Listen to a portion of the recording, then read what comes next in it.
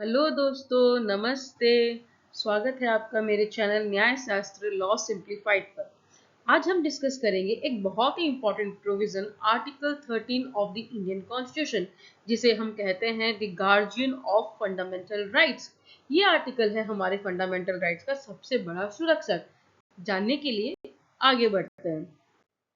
तो चलिए शुरू करते हैं। आर्टिकल 13 को समझना जरूरी है क्योंकि this is the heart of the judicial review in India. यहीं से जुडिशियल रिव्यू का कॉन्सेप्ट इंडिया में आया था। जुडिशियल रिव्यू का जो प्रॉपर कॉन्सेप्ट है उसके लिए मैं एक अलग वीडियो बनाऊंगी और वहां पे हम डिटेल्ड में डिस्कस करेंगे। तो आर्टिकल 13 में बेसिकली ये बोला गया है कि कोई भी लॉ या गवर्नमेंट एक्शन अगर फंडामेंटल राइट्स के अगेंस्ट है तो कोर्ट उसे रोक सकती है। ये आर्टिकल इंश्योर करता है कि लेजिस्लेचर या एग्जीक्यूटिव दोनों के एक्शंस कॉन्स्टिट्यूशन के हिसाब से हो। और हाँ, इसका आइडिया हमें बेसिकली अमेरिका के जुडिशियल रिव्यू से डॉक्ट्राइन से मिला था। आर्टिकल 13 बेसिकली 4 पार्ट्स में डिवाइडेड है। Pre constitutional law, post constitutional law, third part में लॉ की डेफिनेशन दी गई है और फोर्थ पार्ट में कॉन्स्टिट्यूशनल अमेंडमेंट्स के जुडिशियल रिव्यू के बारे में बात की गई है। हर क्लॉज अलग तरीके से सिटीजन्स के राइट को प्रोटेक्ट करती है। सबसे पहला पार्ट है जो लॉज कॉन्स्टिट्यूशन के आने से पहले बन चुके थे, जैसे कि कॉलोनियल लॉज। अगर वो फंडामेंटल राइट्स के अगेंस्ट हैं तो वो सिर्फ उतने तक इनवैलिड हो जाते हैं जितना वो फंडामेंटल राइट्स के अगेंस्ट जाते हैं। इसे हम कहते हैं प्री कॉन्स्टिट्यूशनल लॉज।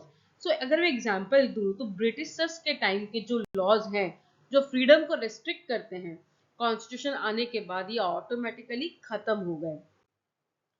अगला क्लॉज क्लियर करता है कॉन्स्टिट्यूशन आने के बाद के लॉज के, that is post constitutional law. तो कॉन्स्टिट्यूशन के बाद कोई भी स्टेट या पार्लियामेंट ऐसा लॉ बना ही नहीं सकते जो आपके फंडामेंटल राइट्स को तोड़ता हो। अगर फिर भी बनाया गया तो वो लॉ शुरू से ही वॉइड हो जाएगा, दैट इज वॉइड एब इनिशियो। ये क्लॉज पार्ट थर्ड की सुपरमेसी को दिखाता है। मतलब पार्लियामेंट पावरफुल है पर कॉन्स्टिट्यूशन उससे भी पावरफुल है। अब एक इंटरेस्टिंग सवाल, ये लॉ का मतलब क्या है? ये जो बार बार हम लॉ लॉ कह रहे हैं, आखिर इस लॉ का कोई डेफिनेशन भी होगा?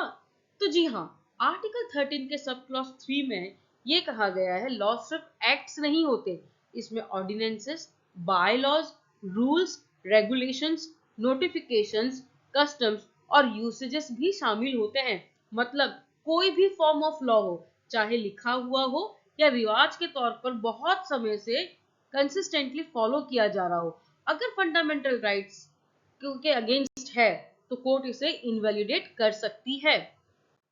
सबसे कंट्रोवर्शियल क्लॉज है आर्टिकल 13(4). शुरुआत में डिबेट हुई क्या कॉन्स्टिट्यूशनल अमेंडमेंट्स भी लॉ होते हैं, क्या कॉन्स्टिट्यूशनल अमेंडमेंट लॉ नहीं होते हैं। तो इसके ऊपर समय समय पे कई केसेस आए, जैसे शंकरी प्रसाद का केस आया, केशवानंद भारती का केस आया, जिसके लिए हम सेपरेटली एक अलग से वीडियो बनाएंगे और उसमें हम डिस्कस करेंगे क्योंकि एक लंबा वीडियो है।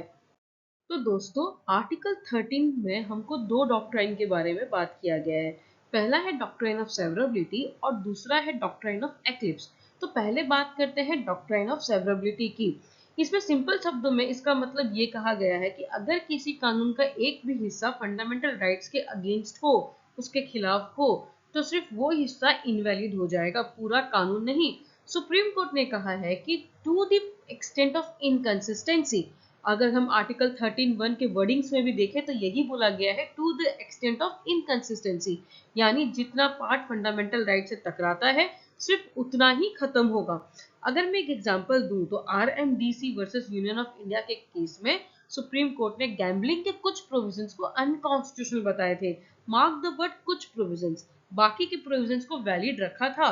तो एक तरीका से ये डॉक्ट्राइन इंश्योर करता है कि कॉन्स्टिट्यूशन से टकराते हुए, कॉन्स्टिट्यूशन के अगेंस्ट जाते हुए कोई भी पार्ट हो उसको निकाल दिया जाए और बाकी कानून सेम रखना है। ये है डॉक्ट्राइन ऑफ सेवरेबिलिटी। चलिए अब बात करते हैं दूसरे डॉक्ट्राइन की, जो है डॉक्ट्राइन ऑफ एक्लिप्स। इस डॉक्ट्राइन का कहना है कि अगर कोई कानून फंडामेंटल राइट्स के अगेंस्ट है तो पूरा का पूरा लॉ खत्म नहीं होता, बस उस पर एक छाया यानी कि एक्लिप्स लग जाती है। मतलब क्या? मतलब ये लॉ डेड नहीं होता, सिर्फ अनएनफोर्सेबल रह जाता है और बाद में कोई अमेंडमेंट करके फंडामेंटल राइट से कंसिस्टेंट बना दिया जाए तो वो फिर से जीवित हो जाता है। ये डॉक्ट्राइन पहली बार रिकॉग्नाइज हुआ था Bhikaji versus state of Madhya Pradesh के केस में, जिसमें कि कोर्ट ने कहा था कि लॉ मर गया नहीं है, बस टेम्पररी सोया हुआ है।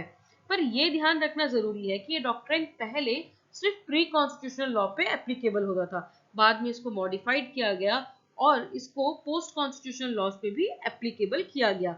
इसमें कुछ केसेस भी थे जैसे कि गुजरात वर्सेस अंबिका मिल्स और धुलारे लॉज वर्सेस एडीजे कानपुर का केस।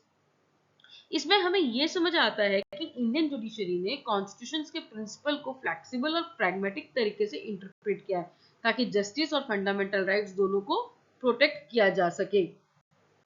दोस्तों, अगर आर्टिकल 13 के बिना फंडामेंटल राइट्स सिर्फ कागज पर लिखे रह जाने जैसा हो जाता, ये आर्टिकल प्रोटेक्ट करता है सिटीजन्स को आर्बिट्ररी लॉ से, इससे कॉन्स्टिट्यूशनल सुपरमेसी मेंटेन होती है और एक बैलेंस बनता है इंडिविजुअल लिबर्टी और स्टेट ऑथोरिटी के बीच में। पर हाँ, आर्टिकल 13 पर कई बार क्रिटिसिज्म भी किए हुए हैं। जुडिशरी को बहुत ज्यादा पावर मिल जाती है, जिससे कभी कभी जुडिशियल एक्टिविज्म के साथ साथ जुडिशियल ओवर रिच भी कर सकती है। इसी वजह से पार्लियामेंट और जुडिशरी के बीच क्लैशेस भी होते रहते हैं। पर यह भी सच है कि अगर ये पावर ना होती तो फंडामेंटल राइट्स को कोई गारंटी नहीं मिलती। तो दोस्तों, आर्टिकल 13 बेसिकली हमारे कॉन्स्टिट्यूशन का वॉचडॉग है। ये इंश्योर करता है कि इंडिया में पार्लियामेंट पावरफुल हो सकती है लेकिन सुप्रीम नहीं। सुप्रीम तो सिर्फ एक ही है, हमारा कॉन्स्टिट्यूशन। आपके लिए जाते जाते एक छोटा सा सवाल, अगर आर्टिकल 13 होता ही नहीं तो क्या आपके फंडामेंटल राइट्स वाकई काम के होते? अपना जवाब कमेंट्स में जरूर लिखिए और मेरे चैनल को सब्सक्राइब करना ना भूलिए फॉर मोर लीगल इनसाइट्स। आज के लिए इतना ही। Thank you.